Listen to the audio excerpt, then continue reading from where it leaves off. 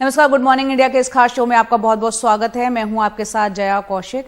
इस वक्त बड़ी खबर आ रही है, पंजाब के पूर्व मंत्री साधु सिंह धर्मसोत को गिरफ्तार कर लिया गया है। रिश्वत लेने के मामले में ये गिरफ्तारी पूर्व मंत्री की हुई है। पूर्व में वन मंत्री वो रह चुके हैं अमरिंदर सरकार में। पंजाब के विजिलेंस ब्यूरो ने ये गिरफ्तारी की है। कांग्रेस सरकार में मंत्री रह चुके हैं साधु सिंह धर्मसोत। 4 दिन पहले मोहाली के डीएफओ की गिरफ्तारी हुई थी और घूस लेने के मामले में डीएफओ की ये जो गिरफ्तारी हुई थी उसमें डीएफओ ने जो पूछताछ उनसे की गई थी उसमें साधु सिंह धर्मसोत का नाम लिया था। इस वक्त हमारे सहयोगी मोहम्मद गजाली ज्यादा अपडेट के साथ फोन लाइन पर जुड़ रहे हैं। गजाली, क्या जानकारी मिल रही है? जी देखिए, अमरिंदर सिंह की सरकार में पूर्व मंत्री थे साधु सिंह धर्मसोत, वन मंत्री थे और सोशल जस्टिस मंत्री भी थे। उस वक्त भी इनके ऊपर एक बार SC/ST स्टूडेंट्स के स्कॉलरशिप स्कैम के आरोप भी लगे थे और इन्हीं के महकमे के जो IAS ऑफिसर थे, सेक्रेटरी थे, इन्होंने अपनी रिपोर्ट में इनको इंडाइक्ट किया था, यानी आरोपी घोषित किया था। लेकिन अमरिंदर सिंह ने इनको क्लीन चिट दे दी थी, यानी सरकार ने अपनी एक इंक्वायरी करके उस मामले में तो इनको क्लीन चिट दे दी थी। लेकिन इस वक्त इनकी गिरफ्तारी जो है वन मंत्रालय के कामकाज में घूस लेने के एक शिकायत पर हुई है और ये सब तब हुआ जब 3-4 दिन पहले मोहाली के डिस्ट्रिक्ट फॉरेस्ट ऑफिसर को, जिला वन अफसर को, जब मोहाली पुलिस विजिलेंस ने अरेस्ट किया था घूस के मामले में, तो उसके साथ पूछताछ में इन्होंने मंत्री का नाम लिया और मंत्री के खिलाफ विजिलेंस पहले से ही काफी सबूत इकट्ठे कर रखा था। और विजिलेंस ने कल मुख्यमंत्री से बात की। मुख्यमंत्री भगवंत मान ने देर रात उनको ये इजाजत दी, ये परमिशन दी कि हाँ, अब अरेस्ट या गिरफ्तार किया जा सकता है। साथ ही मुख्यमंत्री का ये भी वक्तव्य था कि जब हम अपने मंत्री को कैबिनेट से हटा सकते हैं करप्शन के चार्जेस पर, तो पूर्व वन मंत्री को अरेस्ट करने में कोई बड़ी बात नहीं है, आप उनको अरेस्ट कीजिए। उसके बाद आज उनको सुबह सुबह बिल्कुल गिरफ्तार किया गया है और ये उस वक्त हो रहा है जया, जब आज पंजाब में राहुल गांधी गायक सिद्धू मूसेवाला के परिवार से मिलने वाले हैं। जी, तो कहीं ना कहीं पर टाइमिंग को लेकर भी कहीं ना कहीं गजाली सवाल खड़े होते हैं। एक तरफ हम जानते हैं सिद्धू मूसेवाला केस में अभी तक जो शार्प शूटर्स है जिन्होंने गोली चलाई वहां तक पहुंच नहीं पाई है पुलिस। हालांकि लीड्स को पकड़ने की कोशिश लगातार जारी है, उस केस में काम चल रहा है। दूसरी तरफ राहुल गांधी आज मिलने जा रहे हैं मूसेवाले परिवार से। इस बीच ये खबर आती है कि कांग्रेस में जो मंत्री रह चुके हैं, पूर्व मंत्री, वन मंत्री, उनकी ये गिरफ्तारी, टाइमिंग पर सवाल। जी बिल्कुल, कहीं ना कहीं सरकार ने जो अपनी छवि बनाई थी खुद के कैबिनेट मंत्री विजय सिंगला, जो सेहत मंत्री थे, स्वास्थ्य मंत्री को गिरफ्तार करके, उसी की एक अगली कड़ी ये है कि पूर्व मंत्री को भी यहाँ पर करप्शन के चार्जेस पर गिरफ्तार किया गया है। और ऐसा नहीं है कि अमरिंदर सिंह को इसकी जानकारी नहीं थी। जहां तक हमें सूत्रों से जानकारी मिल रही है, अमरिंदर सिंह के वक्त जो है इंटेलिजेंस महकमे ने कई मंत्रियों के ऊपर एक डॉजियर तैयार किया था, एक फाइल तैयार की थी कि कौन कौन से मंत्री जो हैं करप्शन में इन्वॉल्व हैं। और ऐसी फाइल का जिक्र अमरिंदर सिंह भी कई बार कर चुके हैं। जब वो मुख्यमंत्री थे तब भी, जब उनको मुख्यमंत्री से हटाया जा रहा था तब भी उन्होंने सोनिया गांधी के पास ये फाइल भेजी थी। और जब नई सरकार आ गई उसके बाद भी मुख्यमंत्री कैप्टन अमरिंदर सिंह ने हाल में ही ये बयान दिया था कि मैं कई अपने पूर्व साथियों की जानकारी करंट सरकार को दूंगा ताकि वो उस पर एक्शन ले। तो कहीं ना कहीं टाइमिंग पे तो सवाल उठ रहा है, लेकिन भगवंत मान की सरकार ने जो अपनी छवि बनाने की कोशिश की है उसमें उनको एक बहुत बड़ा बूस्ट मिलेगा। जी, बहुत बहुत शुक्रिया मोहम्मद गजाली विस्तार से बताने के लिए कि किस तरह से वन अधिकारी डीएफओ जिनकी गिरफ्तारी हुई पूछताछ में, पूर्व वन मंत्री धर्मसोत जो कांग्रेस सरकार में, अमरिंदर सरकार में वन मंत्री रह चुके हैं, उन पर रिश्वत का आरोप लगाया है बतौर वन मंत्री रहते हुए, और आज उनकी गिरफ्तारी हुई है।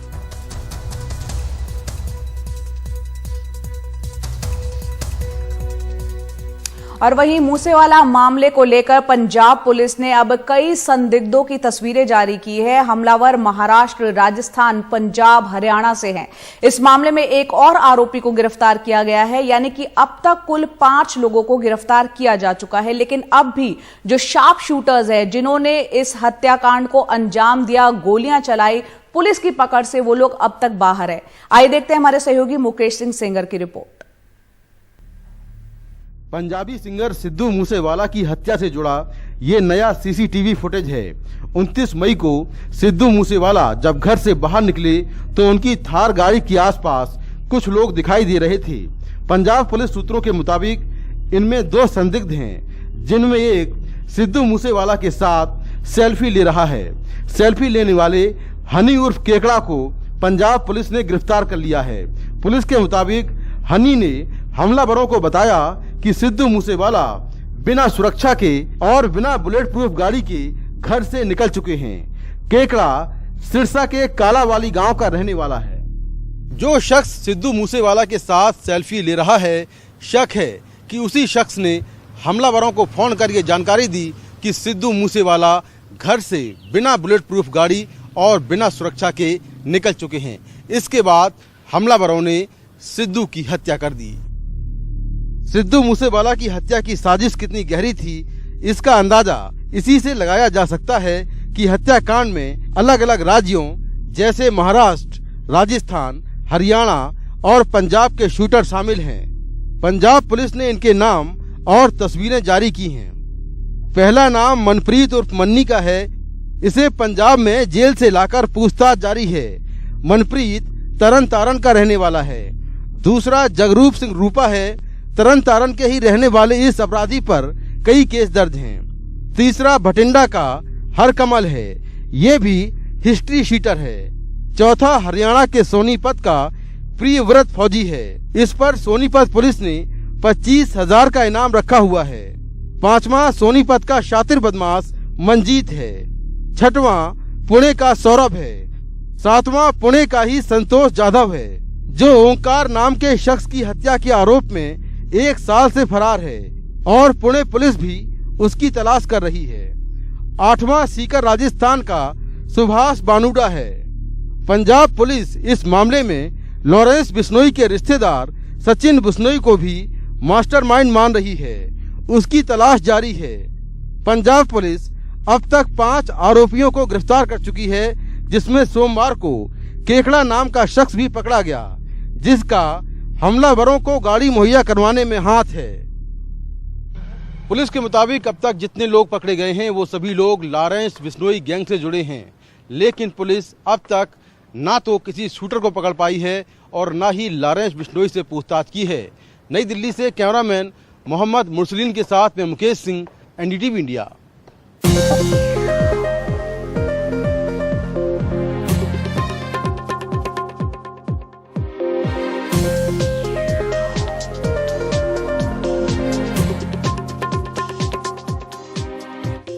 अभिनेता सलमान खान और उनके पिता सलीम खान को धमकी भरा एक पत्र मिला है, जिसमें उनका हाल भी मूसेवाला जैसा करने की धमकी दी गई है।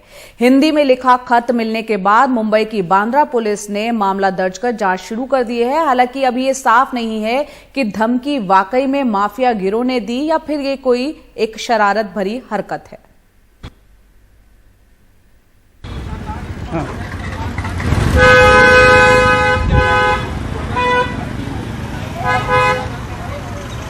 अभिनेता सलमान खान और उनके पिता को धमकी भरी चिट्ठी मिलने के बाद एक तरफ जहां सलमान और उनके पिता की सुरक्षा कड़ी कर दी गई है, वहीं सोमवार को दिन भर सलमान के घर मुंबई पुलिस के बड़े अफसरों का आना जाना लगा रहा।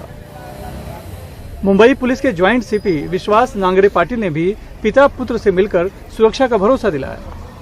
दरअसल रविवार की सुबह सलमान के पिता सलीम खान को घर के पास ही प्रोमेनेड पर लगे बेंच पर हिंदी में हाथ से लिखी चिट्ठी मिली थी, जिस पर लिखा था, सलमान खान और सलीम खान का हाल भी मूसेवाला जैसा होगा।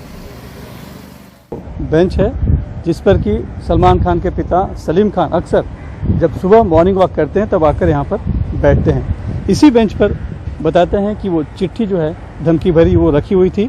उनके बॉडीगार्ड ने पहले चिट्ठी देखा, बॉडीगार्ड ने सलीम खान को दिया। उन्होंने जब पढ़ा तब उसमें धमकी थी। उसमें साफ तौर पर लिखा था कि सलीम खान, सलमान खान, आपको भी हम सिद्धू मूसेवाला कर देंगे। चिट्ठी में धमकी के नीचे JBLB लिखा है।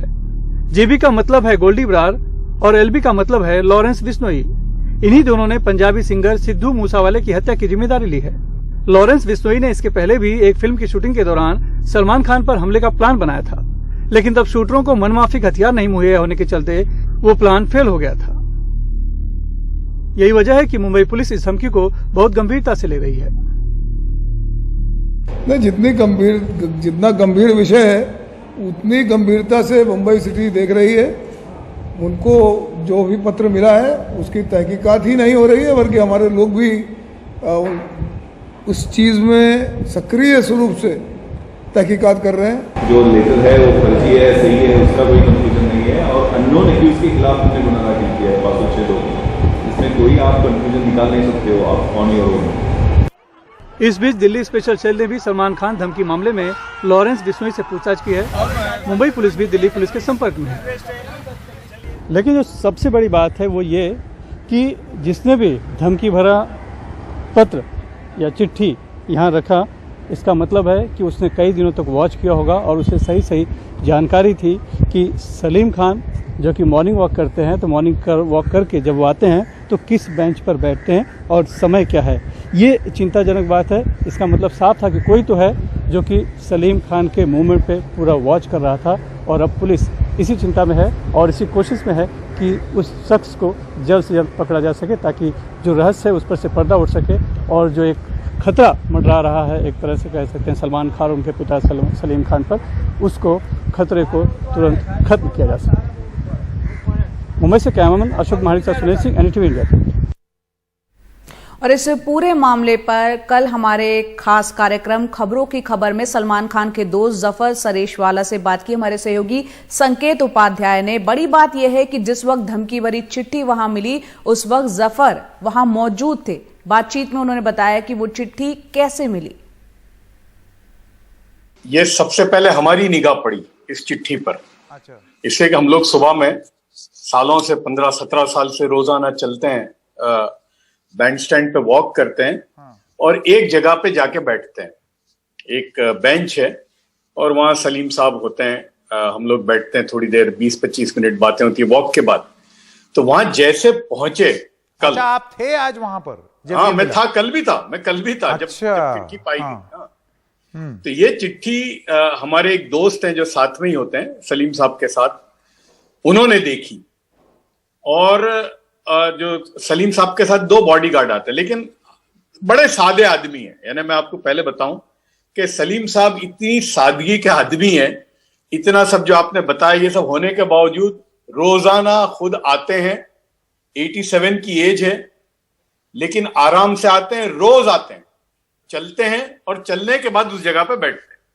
तो ये जो दोस्त हैं, उन्होंने ये उनकी निगाह पड़ी इस पर, और उन्होंने जो 2 साथ में होते हैं जो पानी वानी लेके चलते हैं सलीम साहब के लिए, उसको दिखाया।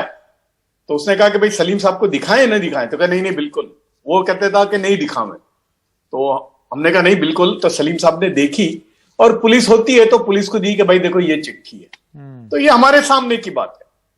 लेकिन मैं आपको ये बताऊं कि उसके बाद सलीम साहब के दिल में या उनके दिमाग पर कोई किस्म की वहशत या कुछ भी नहीं थी, नॉर्मल था। हमारी बातचीत हुई। हाँ। और उसके बाद आज फिर हम मिले तो कोई जिक्र भी नहीं हुआ। लेकिन उस दरमियान में जैसा आपने कहा कि बॉम्बे पुलिस ने इसको देखना शुरू किया, और मैं जानता हूं कि इतने सालों में कई मर्तबा सलीम साहब को, सलमान को धमकियां मिली हैं। उन्होंने उसको बहुत ही नेचुरल अंदाज में कि होता है इस तरह से लिया है, इसको भी इसी तरह से लिया। हाँ, पुलिस को दिखाना, पुलिस को दे देना, पुलिस के सामने स्टेटमेंट देना, वो सारा किया है। लेकिन उनके दिमाग पर कोई असर इस धमकी भरे खत का नहीं था।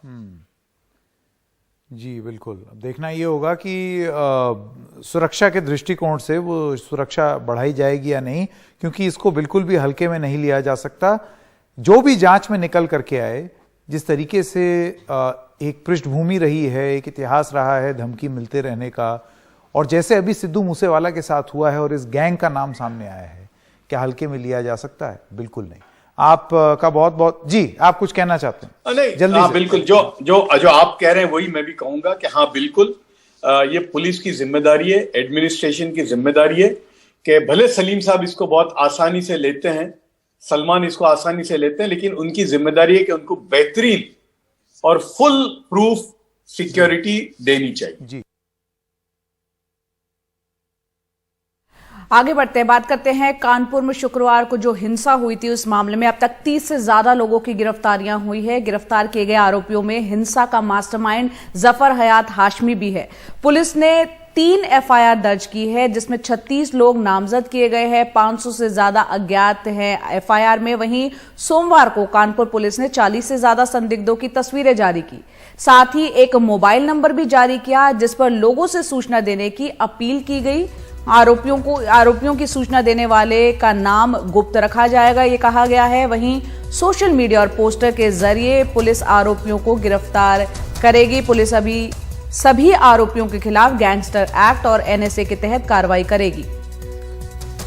आरोपियों की अवैध संपत्तियों पर बुलडोजर चलाने की भी तैयारी यहां पर की जा रही है। दरअसल बीजेपी प्रवक्ता नुपुर शर्मा ने जो विवादित बयान दिया था, टिप्पणी की थी टीवी डिबेट शो के दौरान, उसके विरोध में शुक्रवार को कानपुर में हिंसा भड़क गई थी।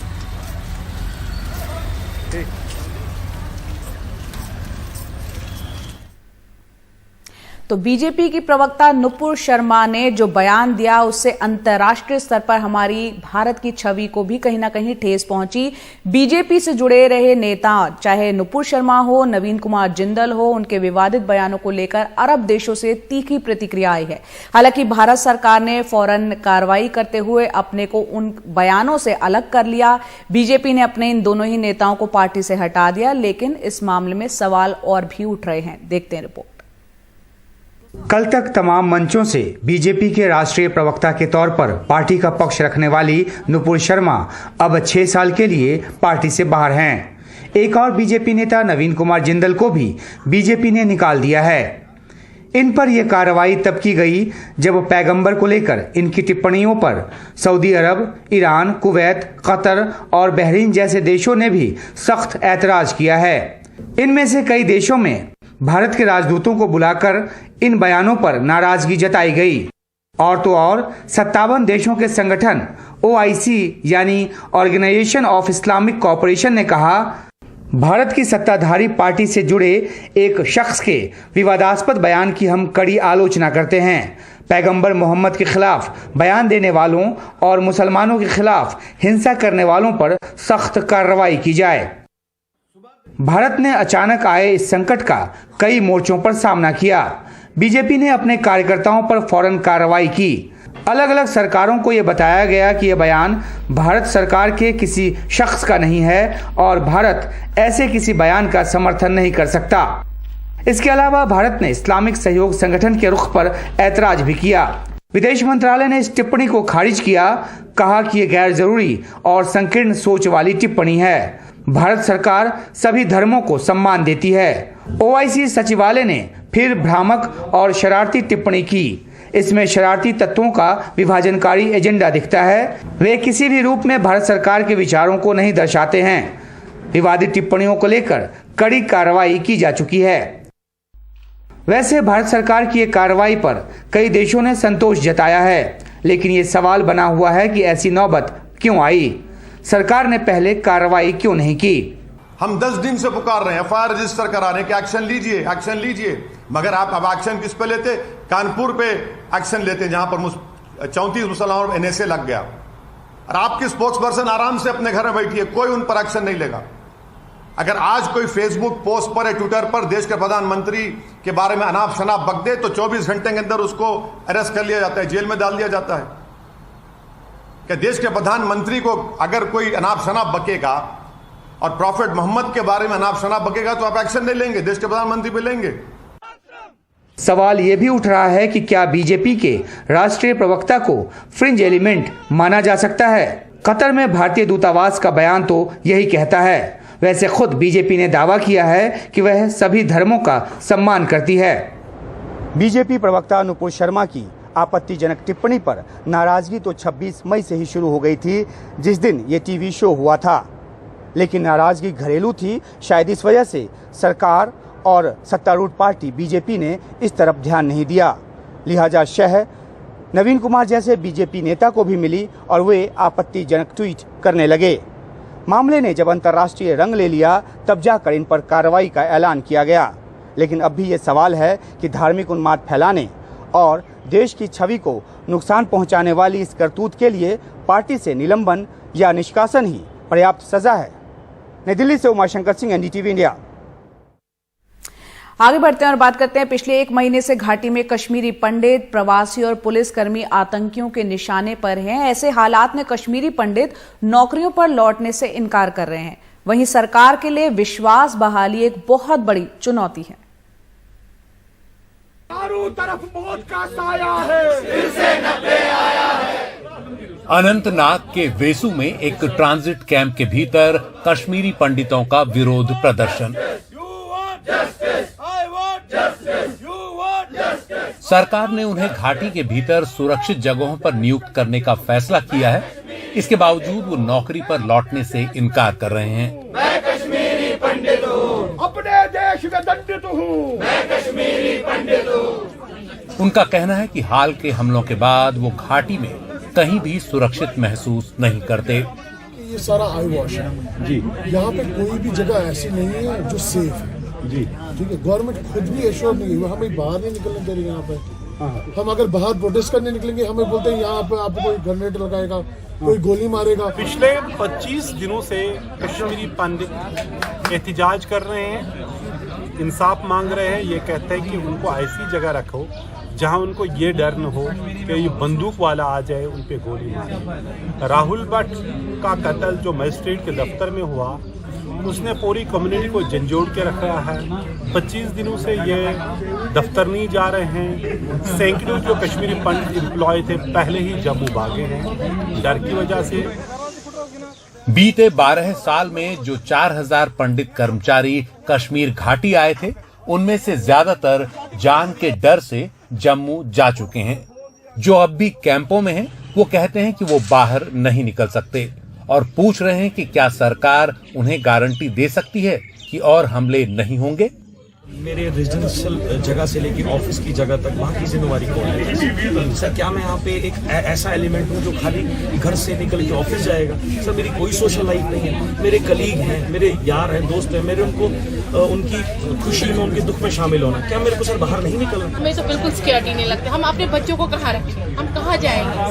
सर स्कूल में जाएंगे तो वहाँ क्या हमारे पास मतलब क्या गारंटी कि वहाँ पे नहीं आएंगे? जम्मू में अनुसूचित जाति के सरकारी कर्मचारी भी प्रदर्शन कर रहे हैं कि उनका घाटी से बाहर तबादला किया जाए। वो रजनी बाला की हत्या के बाद घाटी से पलायन कर गए हैं। उधर जम्मू कश्मीर के उपराज्यपाल मनोज सिन्हा ने कहा कि यह आतंकवाद का आखिरी दौर है। हालांकि चुन चुनकर किए गए हमले रोकने में नाकामी की वजह से उनकी काफी आलोचना भी हो रही है। कश्मीर के लोग समझ भी रहे हैं और कई लोगों ने खुलेआम इन चीजों की निंदा की है। धर्मगुरुओं ने भी इसकी निंदा की है। मैं एक बात बार बार कहता हूं कि जब दिया बुझने को होता है तो लौ उसकी तेज हो जाती है। तो ये अंतिम सांसें ले रहा है, ये कोशिश कर रहे हैं कि फिर वही दिन आवे। मैं समझता हूं कि प्रशासन और सिक्योरिटी फोर्सेस पूरी क्षमता से अपनी तैयारी कर रहे हैं। सरकारी दावों से अलग जम्मू कश्मीर प्रशासन की चुनौती अपने ही कर्मचारियों में विश्वास की बहाली है, ताकि वो बिना डर के काम पर लौट सकें। श्रीनगर से नजीर मसूदी की रिपोर्ट, एनडीटीवी इंडिया।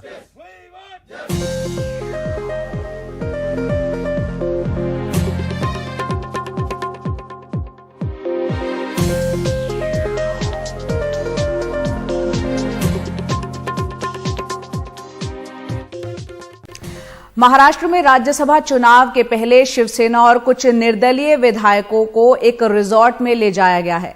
राज्य के मुख्यमंत्री उद्धव ठाकरे ने कल निर्दलीय विधायकों से बातचीत भी की थी। इसी दौरान वर्षा बंगले पर विधायकों को लेकर जाने के लिए बसें पहुंची थी। बैठक के दौरान राज्यसभा चुनाव को लेकर समर्थन पर बातचीत हुई। आज भी महाविकास अघाड़ी के अहम नेताओं की एक बैठक है, जिसमें राज्यसभा चुनाव में जीत सुनिश्चित करने को लेकर चर्चा होगी। खबर यह भी है कि एनसीपी और कांग्रेस के विधायकों को भी किसी होटल में शिफ्ट किया जा सकता है। आपको बता दें कि 10 तारीख को यानी 10 जून को राज्यसभा चुनाव होने वाले हैं।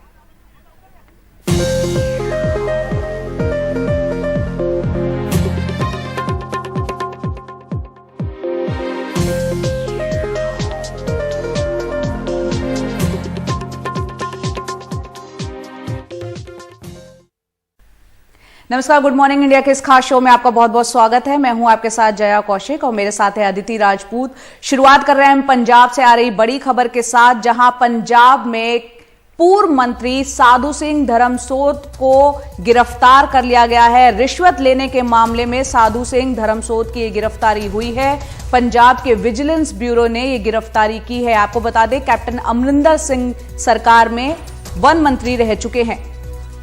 हालांकि जब कैप्टन को हटाया गया था तब धर्मसोत की भी मंत्री पद से छुट्टी कर दी गई थी। दरअसल आपको बता दें कि 4 दिन पहले घूस लेने के मामले में मोहाली के डिस्ट्रिक्ट फॉरेस्ट ऑफिसर यानी डीएफओ की गिरफ्तारी हुई थी और जब डीएफओ से पूछताछ हुई तब उन्होंने साधु सिंह धर्मसोत का नाम लिया है।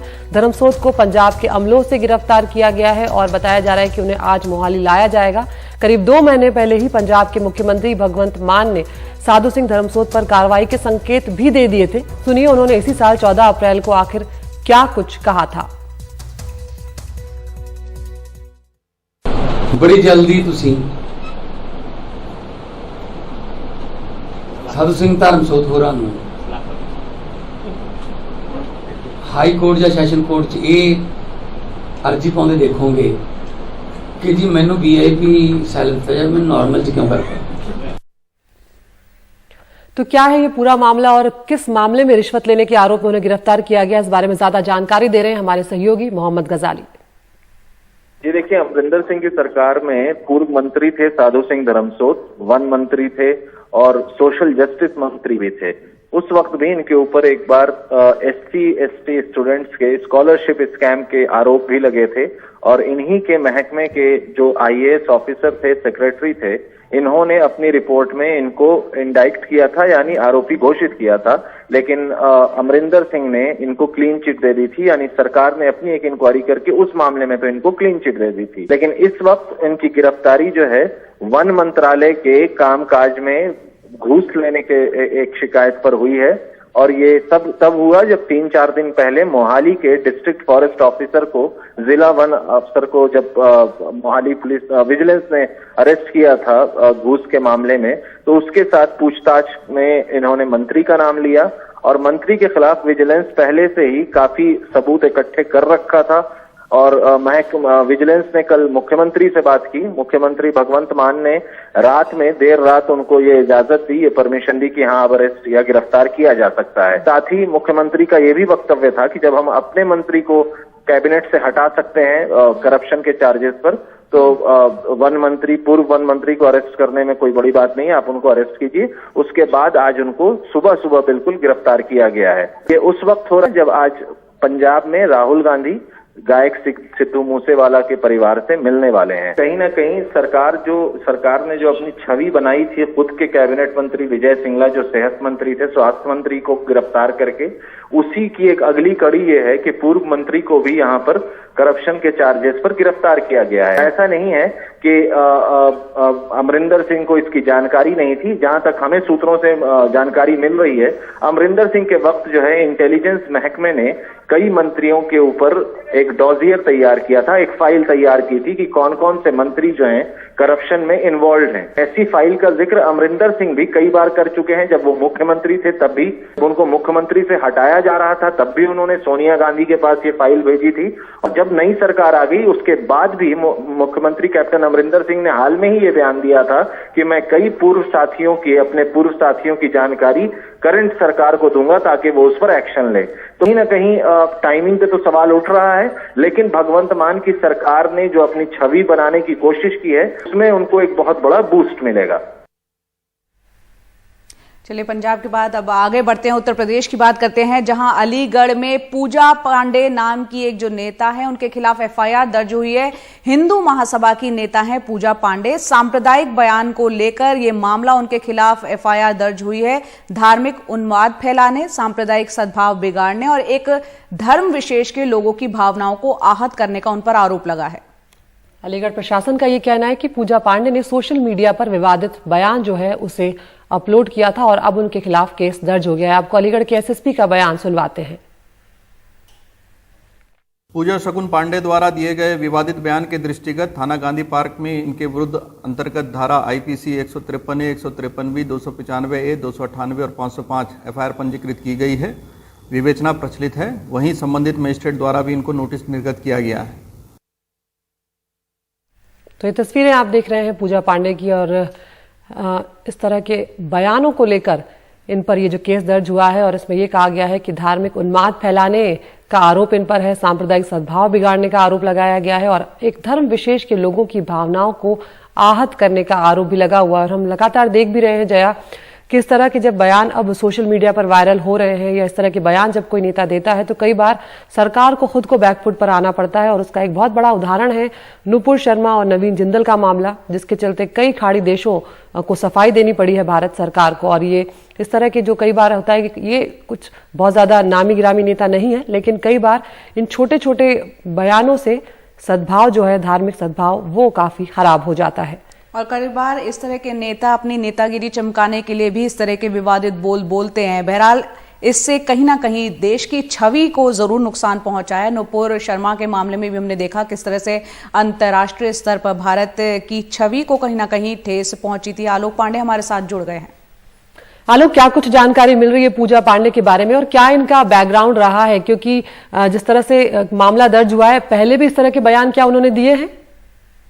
जी, पहले तो मैं कहूँ कि आप लोग बहुत रेलेवेंट बातें कर रहे थे कि चाहे हम इन्हें फ्रिंज कहें, चाहे हम इन्हें छोटे नेता कहें, लेकिन ये जो बयान होते हैं ये सोशल मीडिया पे एम्पलीफाई हो जाते हैं। और अगर आपने जो नोटिस प्रशासन ने इनको दिया है उसमें भी ये कहा है कि भाई आपने भड़काऊ भाषण दिया और उसके बाद आपने उसको सोशल मीडिया पे भी डाला, उसको एम्पलीफाई करने की कोशिश की और उससे अलीगढ़ जैसी जगह जो इतनी सेंसिटिव जगह है वहां पे मतलब जो सांप्रदायिक सौहार्द या कम्युनल हार्मनी जिसको कहते हैं वो बिगड़ने की मंशा हुई। ये नोटिस उनको गया था और अब उनके ऊपर एफआईआर हुई है जो अलीगढ़ के एसएसपी ने एक वीडियो बाइट के जरिए कंफर्म किया है। इनका इतिहास काफी विवादों में रहा है। ये 1-2 साल पहले लाइमलाइट में आई थी एक ऐसी हरकत या एक ऐसे इंसिडेंट करके जो मैं फिर से यहाँ रिकाउंट नहीं करना चाहता, गांधी जी से रिलेटेड था। फिर से उसका बात करना ठीक नहीं होगा। उसके बाद से ये विवादित बयान देती रहती हैं और शायद जैसा कि आपने कहा कि पहले बहुत ज्यादा एक्शन या बहुत ज्यादा क्रैकडाउन मुझे नहीं याद कि इनके ऊपर हुआ हो, लेकिन इस बार इनके ऊपर एफआईआर हुई है और गंभीर धाराओं में हुई है। तो ये भी देखने वाली बात होगी कि क्या आगे कोई कार्रवाई होती कि नहीं, क्योंकि जो इनके बयान है वो पब्लिक डोमेन में है और वो बयान हम दिखा नहीं सकते ऑब्वियसली, ना उसका वर्णन कर सकते हैं कि क्या बोला उन्होंने, क्योंकि it's just disgusting at one level. तो अब देखने वाली बात है कि क्या सिर्फ एफआईआर करना ही काफी है या और कोई एक्शन भी होता है? बिल्कुल ये देखना होगा कि सिर्फ एफआईआर करना ही काफी होगा या फिर और क्या एक्शन लिया जाता है, सख्त एक्शन कैसा यहाँ पर लेते हैं। यहाँ पर आलोक ये बताएं, ये जो एफआईआर हुई है ये किसने कराई है? क्या पुलिस ने स्वतः संज्ञान लिया है? इस बारे में क्या जानकारी? जी अभी ये जानकारी नहीं है, लेकिन ऐसा हो सकता है कि पुलिस ने स्वतः संज्ञान लिया हो, क्योंकि पुलिस ने ही उनको नोटिस दिया था और पुलिस माने एडमिनिस्ट्रेशन ने, प्रशासन ने उनको नोटिस दिया था और जो नोटिस था उस पे एक अपर नगर मैजिस्ट्रेट का सिग्नेचर था और ये नोटिस इनको 5 जून को दिया गया था, 5 जून यानी संडे को, क्योंकि इन्होंने बयान 1-2 दिन पहले दिए थे। तो ये भी पॉसिबल है कि प्रशासन ने स्वतः इन पे एफआईआर कराई हो। और एक और जरूरी चीज जो आप लोग बोल रहे थे, मैं उसको बस बैकअप करूंगा कि जो पिछले दिनों में जो इंसिडेंट हुए हैं और जो कॉन्डेमनेशन हुआ है भारी सरकारों से, जो इंसिडेंट हो रहे हैं यहाँ पे उसको लेके और जो बयान दिए गए, हो सकता है उसने भी ये प्रॉम्प्ट किया हो कि इससे पहले कि विवाद आगे बढ़े या बयान तूल पकड़े इनके ऊपर एफआईआर की जाए। लेकिन जो ज्यादा इम्पोर्टेंट मुद्दा है वो ये है कि क्या एक एफआईआर तक बात बनेगी या इसके आगे भी बात बढ़ेगी। बहुत बहुत शुक्रिया आलोक इस तमाम जानकारी के लिए। तो जिस तरह से आलोक कह रहे हैं कि क्या सिर्फ एफआईआर तक मामला रह जाएगा या कोई कार्रवाई भी होगी, क्योंकि इस तरह के लोग जो विवादित बयान देते हैं वो तो विवादित बयान देके भूल जाते हैं, लेकिन उसके बाद जो लोग भड़क जाते हैं और उसके बाद इसी तरह से समाज में जो माहौल है वो खराब होता है, जिसे रोकना बेहद जरूरी है।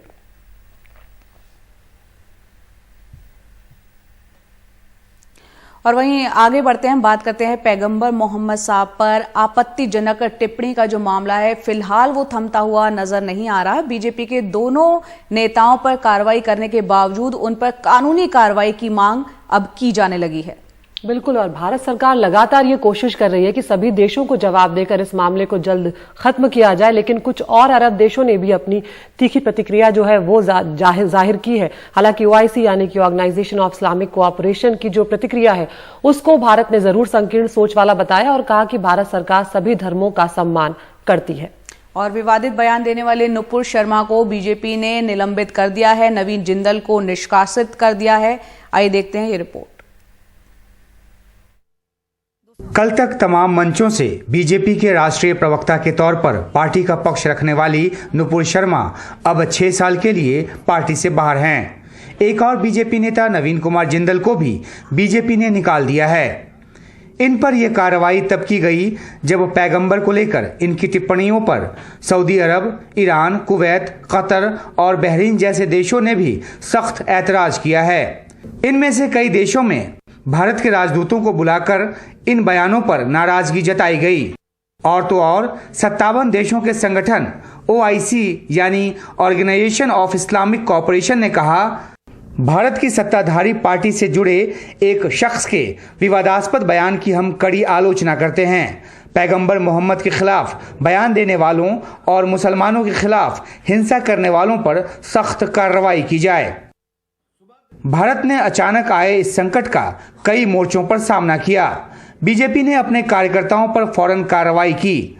अलग अलग सरकारों को यह बताया गया कि यह बयान भारत सरकार के किसी शख्स का नहीं है और भारत ऐसे किसी बयान का समर्थन नहीं कर सकता। इसके अलावा भारत ने इस्लामिक सहयोग संगठन के रुख पर ऐतराज भी किया। विदेश मंत्रालय ने इस टिप्पणी को खारिज किया, कहा कि यह गैर जरूरी और संकीर्ण सोच वाली टिप्पणी है। भारत सरकार सभी धर्मों को सम्मान देती है। OIC सचिवालय ने फिर भ्रामक और शरारती टिप्पणी की। इसमें शरारती तत्वों का विभाजनकारी एजेंडा दिखता है। वे किसी भी रूप में भारत सरकार के विचारों को नहीं दर्शाते हैं। विवादित टिप्पणियों को लेकर कड़ी कार्रवाई की जा चुकी है। वैसे भारत सरकार की एक कार्रवाई पर कई देशों ने संतोष जताया है, लेकिन ये सवाल बना हुआ है कि ऐसी नौबत क्यों आई, सरकार ने पहले कार्रवाई क्यों नहीं की। हम 10 दिन से पुकार रहे हैं, FIR रजिस्टर कराने के, एक्शन लीजिए, एक्शन लीजिए, मगर आप अब एक्शन किस पे लेते? कानपुर पे एक्शन लेते जहां पर 34 मुसलमानों पर NSA लग गया। और आपकी स्पोक्स पर्सन आराम से अपने घर में बैठी है, कोई उन पर एक्शन नहीं लेगा। अगर आज कोई फेसबुक पोस्ट पर या ट्विटर पर देश के प्रधानमंत्री के बारे में अनाप शनाप बक दे तो 24 घंटे के अंदर उसको अरेस्ट कर लिया जाता है, जेल में डाल दिया जाता है। कि देश के प्रधानमंत्री को अगर कोई अनाप शनाप बकेगा और प्रॉफेट मोहम्मद के बारे में अनाप शनाप बकेगा तो आप एक्शन नहीं लेंगे, देश के प्रधानमंत्री पे लेंगे। सवाल यह भी उठ रहा है कि क्या बीजेपी के राष्ट्रीय प्रवक्ता को फ्रिंज एलिमेंट माना जा सकता है। कतर में भारतीय दूतावास का बयान तो यही कहता है। वैसे खुद बीजेपी ने दावा किया है कि वह सभी धर्मों का सम्मान करती है। बीजेपी प्रवक्ता नुपुर शर्मा की आपत्तिजनक टिप्पणी पर नाराजगी तो 26 मई से ही शुरू हो गई थी, जिस दिन ये टीवी शो हुआ था। लेकिन नाराजगी घरेलू थी। शायद इस वजह से सरकार और सत्तारूढ़ पार्टी बीजेपी ने इस तरफ ध्यान नहीं दिया। लिहाजा शह नवीन कुमार जैसे बीजेपी नेता को भी मिली और वे आपत्तिजनक ट्वीट करने लगे। मामले ने जब अंतर्राष्ट्रीय रंग ले लिया तब जाकर इन पर कार्रवाई का ऐलान किया गया। लेकिन अब भी ये सवाल है कि धार्मिक उन्माद फैलाने और देश की छवि को नुकसान पहुंचाने वाली इस करतूत के लिए पार्टी से निलंबन या निष्कासन ही पर्याप्त सजा है। नई दिल्ली से उमाशंकर सिंह, NDTV इंडिया। और बार बार जया यही बात की जा रही है कि इस तरह की बहसों को और इस तरह के बयानों पर को अगर पहले ही इन पर लगाम लगा दी जाती तो इतनी बुरी स्थिति नहीं होती, क्योंकि एक के बाद एक जो दूसरे देशों के सुर हैं वो आक्रामक होते जा रहे हैं और ये फहरिस्त जो है वो लगातार लंबी होती जा रही है। अब आपको बता दें कि कतर, कुवैत, ईरान, सऊदी अरब, बहरीन, इनके अलावा कुछ और नाम भी जुड़ गए हैं अब इस लिस्ट में। संयुक्त अरब अमीरात इसमें जुड़ गया है। जॉर्डन का नाम भी सामने आया है इन बयानों के खिलाफ आपत्ति दर्ज कराने वालों में। बिल्कुल, Jordan, Oman, Indonesia, Pakistan, Afghanistan, Maldives, Libya, तुर्की, इराक, ये तमाम जो देश हैं उन्होंने अपनी तीखी प्रतिक्रिया जाहिर की। और इसमें से बहुत से देश वो हैं जिनसे भारत तेल आयात करता है और बहुत सी ये कंट्रीज में भारतीय बड़ी संख्या में वहां पर लाखों की संख्या में रहते हैं, रोजगार उनको वहां पर मिला हुआ है। ऐसे में अगर इस तरीके के विवादित बोल बोले जाते हैं और इस तरीके की तीखी प्रतिक्रिया जब इन मुल्कों से आती है तो कई गंभीर सवाल यहां पर खड़े हो जाते हैं।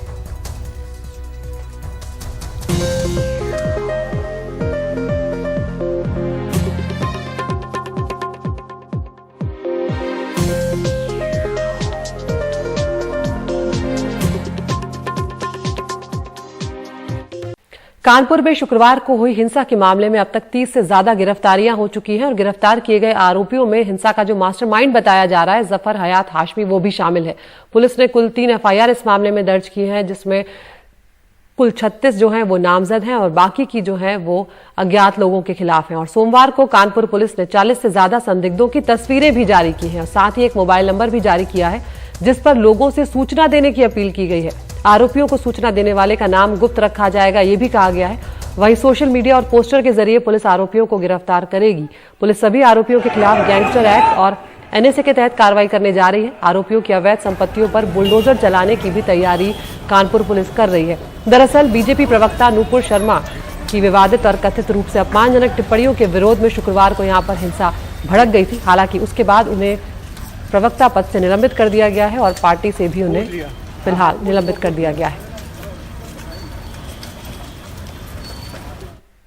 और कानपुर में हिंसा के आरोपियों की संपत्ति जब्त करने की तैयारी में है सरकार पुलिस, लेकिन राज्य में सरकार अब तक गैंगस्टर एक्ट के तहत 662 करोड़ की संपत्ति जब्त कर चुकी है। उत्तर प्रदेश पुलिस द्वारा शासन की मंशा के अनुरूप माफियाओं और गैंगस्टर अभियुक्तों के विरुद्ध कार्रवाई लगातार सराहनीय तरीके से की जा रही है। मार्च 2022 से मई 2022 तक कुल 788 कुख्यात अपराधियों के विरुद्ध गैंगस्टर एक्ट की कार्रवाई करते हुए धारा 14(1) गैंगस्टर एक्ट के अंतर्गत कुल 6 अरब 61 करोड़ 78 लाख 5,123 रुपए की अपराध से अर्जित संपत्ति प्रदेश भर में कुर्क की गई है।